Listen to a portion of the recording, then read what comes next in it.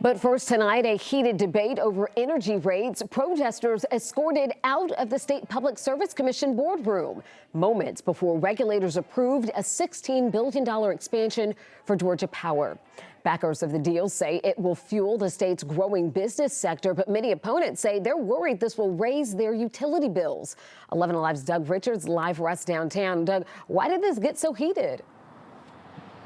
Well, you remember that in November, voters across Georgia actually replaced two members of the Public Service Commission, an all-Republican board at the moment, with two Democratic members. Those folks will not take their seats until January, and today the PSC refused calls to delay this vote until January. Affordable and available power. Suzanne Reynolds came from Southwest Georgia to ask the PSC to give Georgia Power its $16 billion expansion in order to support more business and more jobs. No community can recruit, retain, or grow modern industry if it is unable to competently answer the question, do you have the energy capacity to support us? But in a packed hearing room, far more people wanted the 5-member Public Service Commission to hold off on the expansion. It feels like we are just paying for them to have another $400 million profit year for Georgia Power.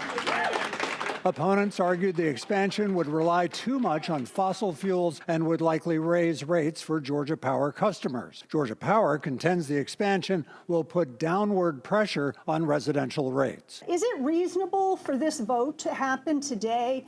Is it really? If the PSC had delayed the vote, two newly elected Democrats would have replaced two Republicans on the 5-member panel. All in favor of staff's recommendation? People say nay. People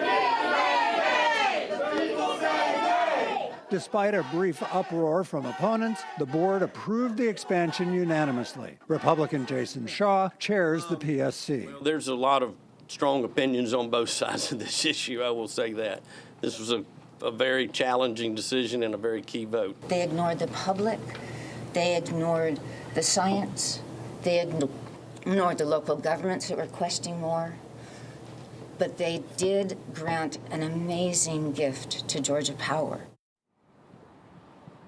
Under the expansion, Georgia Power says that large consumers of energy, like data centers, will pay higher rates than residential users.